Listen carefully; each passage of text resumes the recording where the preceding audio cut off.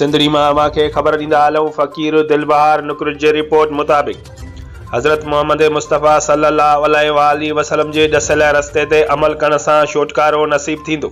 अलामा इमाम बख्शो हिंगोर जो सिकंदरी। महबूब जे आमद जूं ख़ुशियूं असांखे घर घर मल्हाइण घुरिजनि। जामिया राशिदिया जे मदरसनि में पंहिंजे ॿारनि खे दीनी तइलीम ॾियारण जी कोशिश कयो। ढलियार लॻे ॻोठ मोहम्मद आलम हिंगोर जो में जशन ईद मिलाद नबी सल्लल्लाहु अलैहि वसल्लम जो जलसो कियो वियो, जंहिंमें ख़ुसूसी खिताब अल्लामा मौलाना मौलवी इमाम बख्शो हिंगोर जो सिकंदरी कंदे चयो त असां वॾा ख़ुशनसीब आहियूं। असांखे आख़िरी नबी हज़रत मोहम्मद मुस्तफ़ा सल्लल्लाहु अलैहि वसल्लम जहिड़ो नबी मिलियो ऐं असांखे कामिल मुर्शिद रोज़े धणी जी जमायत पिणु नसीब थी। महबूब ज़मान आख़िरी नबी हज़रत मोहम्मद मुस्तफ़ा सल्लल्लाहु अलैहि वसल्लम जे सुन्नत ते अमल कयूं ऐं ॾसियल रस्ते ते अमल कयूं त असां ऐं तव्हांजा बेड़ा पार थी पवंदा ऐं असांखे केर बि दीन इस्लाम जे रस्ते तां हटाए नथो सघे। हिन महीने में महबूब जे आमद जो जशन घर घर मल्हाइण घुरिजे। नबी पाक जे ख़ुशियूं मल्हाइण सां रोज़े ऐं रिज़्क़ में बरकत पवंदी। मुर्शिद हज़रत रोज़े धणी रहमतुल्लाह अलैहि हमेशह इस्लाम जी सुन्नत ते अमल करण ऐं पाबंद रहण जो दर्स ॾिनो आहे।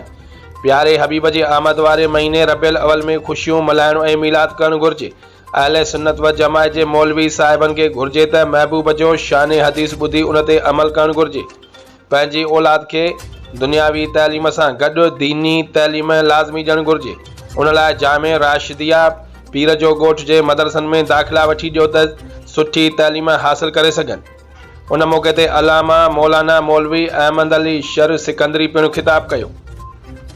जलसे में बाबर हिंगोर जो, अली अकबर अल्लण हिंगोर जो, मोहम्मद अली हिंगोर जो, बहादुर हिंगोर जो, खुर्शीद हिंगोर जो, फैज़ मोहम्मद हिंगोर जो, अल्लाह बख्श हिंगोर जो, उस्मान दर्स, नाज़िम मंगरियो, अब्दुल्ला हिंगोर जो, मिठल हिंगोर जो, दारोगो रसूल बख्श दरसो, गुलाम कादर दरसो, अली अकबर दरसो, फ़कीर सलामुल्लाह हिंगोर जो, सलामुद्दीन दरस, आचार हिंगोर जो, उस्मान हिंगोर जो, रफ़ीक हिंगोर जो, डॉक्टर जमील दरस, सहाफ़ी फ़कीर दिलबार नुकरज, अब्दुल जब्बार दर्स समेत वॾे तइदाद में हुर जमायत शिरकत कई।